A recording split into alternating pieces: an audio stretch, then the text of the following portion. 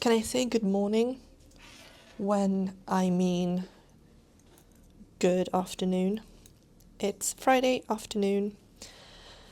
I just finished my last appointment for the day, my last meeting for today, and I didn't have time to take my afternoon break today. My lunch break was also absolutely hectic because I had to go to the old apartment to fix or to get the moisture levels in the floors measured because the moving company or the cleaning company that did the cleaning before I moved out, they let water leak out on the floor, and the wooden floors are all messed up in the kitchen. So good news, I guess, that the kitchen floor isn't just ugly as in its broken state. It's also wet enough that it has to be replaced. So I was worried that they would say that this is just a cosmetic thing, and they wouldn't say that I actually need to have it replaced or that I can have it replaced by my insurance company. Because I do not want to take a loss on my apartment because someone else messed their job up. I get that it's a mistake, but it would cost me a lot of money if it weren't fixed. So now I just have to deal with the whole insurance thing, and I'm acting blasé about it, but I am actually very stressed about it. So I'm using my coping strategy, which is knitting, to deal with this, as I deal with many things. So today hasn't been very good on breaks, exactly. I didn't get my lunch break, and I haven't gotten my afternoon break either because of how my meetings were scheduled today. But now it's 4 o'clock, and it's a strange time to start my vlog today, I guess.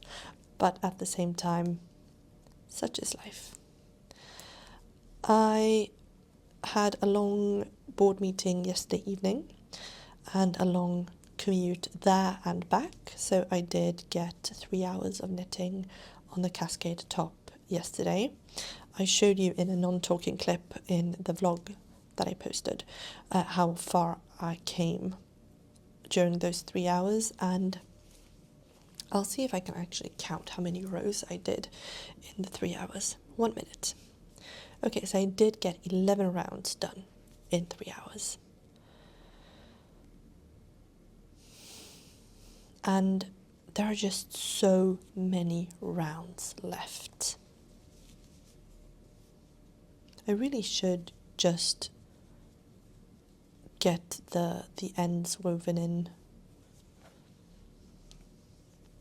I mean, yes, I'm making progress, and my mother isn't a tall lady. I get the tallness, the tallitude from my father, so it doesn't have to be terribly long. I don't think I have to do the entire 59 centimeters length, but I still have, I don't know, at least the same, because it will ride up a bit over the bust, probably. And also I haven't figured out what to do with the very ugly I-cord cast on, because I looked at the pictures on Ravelry, how other people made it, and theirs look great. I don't know what I'm doing wrong or what I did wrong, because I mean, yes, I think I sort of do know what I did wrong. The cast on stitch is way too relaxed in comparison to the other stitches, and I think that it would probably be be fine to redistribute the fabric or the yarn over the stitches. So just tugging at the first stitch of the I-cord to pick up the slack from the picked up stitch. And okay, yeah, so that has actually made a difference. If you see, this is where I just tugged at it, and this is where I haven't, because this gapping is just not cute at all, but that actually helped. Okay, so I'll have to do that at some point too. I want to cast on my watermelon socks from the Joyful Colourwork socks book. I also want to continue work on my Royal Winter sock, which is good because I am going to do that once I get home today. I will stay here for another 2 hours, I think, and finish up some stuff and things and doodads, and then I will head home. I don't have any dinner plans tonight, I should knit while I talk, because the more I don't have to think about how boring the knit is, the better. I don't have any dinner plans. I wonder if I will want to make something or if I want takeout. I should get some proper food, not just because in Sweden so I'm half German, and in Germany dinner is often sandwiches, so an open sandwich with some sort of spread or cheese or sausage or something, so a cold dinner. And in Sweden it's more common to eat a hot meal in the evening. So I always had a cold meal when I was growing up, and then now as an adult I usually have a hot meal. But I'm not a stranger to making an open sandwich or a cold meal, a breakfast food dinner. But I think I need something more substantial today. But I don't have any inspiration whatsoever. I can't help myself. I want Xiaolongbao, which was just one of the best experiences or discoveries when we were in Taiwan last autumn. A year ago today, where were we a year ago today? Had we left already? I don't know. We were gone for 3.5 weeks last autumn, and in Taiwan we had xiaolongbao, which is soup dumpling, which is just so good. Incredible food. It takes forever to make, and the recipe that we had, because we did a cooking course and we got to make traditional Taiwanese food, and one of them was xiaolongbaos. And is xiaolongbaos with an S the plural, or is it the what is the plural? We got to make that, and we got to keep the recipe, and we've made it twice. It takes forever to make, but it's worth it, and then it is super quick to finish, to eat the food, which is heartbreaking, but also so tasty. So I would love to eat that, but I haven't found a spot in Stockholm that has xiaolongbaos, that seem reasonable. I think there is like a luxury restaurant, and of course they take forever to make, and they are a luxury food in not necessarily the ingredients, but the execution of the food, the actual preparation of the food takes such a long time. Of course I should pay for it,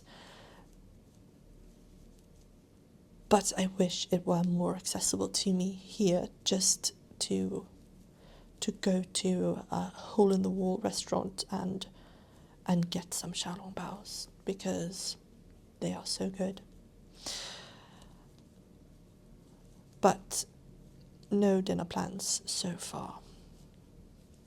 What else? Oh yes, I have had the sweetest knitting related conversations today. When it rains it pours, because normally I'm left alone when I knit on the subway. No one really comments. I occasionally see someone else crafting, either crocheting or knitting, but most of the time people, they do their thing with a phone or with a book, and I do my thing with my knitting. But today I was listening to an audiobook or a podcast and knitting, and an older lady was sat next to me, and as she was getting up to leave, she sort of tapped my shoulder, and I was like, I'm sorry, did I drop something or what? And she did like a thumbs up, and I took off the headphones, and she said, that looks great, so fun to see. Why do you wrap your yarn around your finger so many times? And I really do. I mean, with this yarn I wrap it more than I would normally do, but it's because it's so slippery. It's very thin and it's very slippery and it's splitty. So with a normal yarn, with a normal sock yarn for example, I would probably wrap it around just twice, but now if I have it wrapped around my finger 3 times, it just slides away. I don't get any good tension or any even tension. So I just wrap my finger around the yarn, or the yarn around my finger a bunch of times, and then I release one of the loops, and now I have it wrapped around 4 times, and that feels quite secure. And then now with 3 loops it will start feeling insecure in a moment, and then I will wrap it a 4th time, because now I'm losing the stitches, or I don't have the tension enough to keep the yarn safe on the needles, because it's such a slippery yarn, and I have wooden needles that are coated in, I don't know, some sort of resin or something to make them very smooth. So I need to keep a tighter tension on the yarn on my finger. Or that's what works for me. I don't know how other people work with this yarn, if they have the same experience about it being slippery and you having to be super rigid about how you hold your yarn. But it's an experience. I also, I'm happy that I caught this, because the yarn where it ended was right in the middle of the stomach, as one ball was running out and the new yarn was coming in. And I am happy that I made sure to look where the yarn was, because since this is such an open gauge, the yarn that I am going to sew in, the end that I will sew in, will probably be visible through to the front, even if I try to hide it in the back. So I tinked back, so undid my knitting 1 stitch at a time, tink is knit backwards. I tinked back and changed at the underarm instead, so it wouldn't be as noticeable. So now I have a very long tail of the yarn in the middle of my knitting, or not in the middle anymore. So the plan for this evening is to graft some of these tangles together so I can get rid of some of the yarn nesting that's going on, and to work on the Royal Winter socks, because those I need to look at the pattern for, and for this I can knit on the subway. So in that way it's a good project to actually have, because it doesn't require my attention.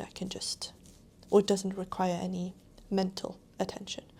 I do need to look at it because the stitches split otherwise, and I lose my way, because the rhythm of 3 purls 1 twisted knit is not intuitive. I always knit in 2s or 4s, so I don't know how many times I've accidentally started knitting where I should still be purling, or I've purled where I should switch to a knit, because purling 3 and then twist knitting 1, it's odd. It makes a great fabric, it looks good, but it feels strange to do, and I have to look at the pattern as I'm knitting it, or I have to look at the stitches as I'm knitting them.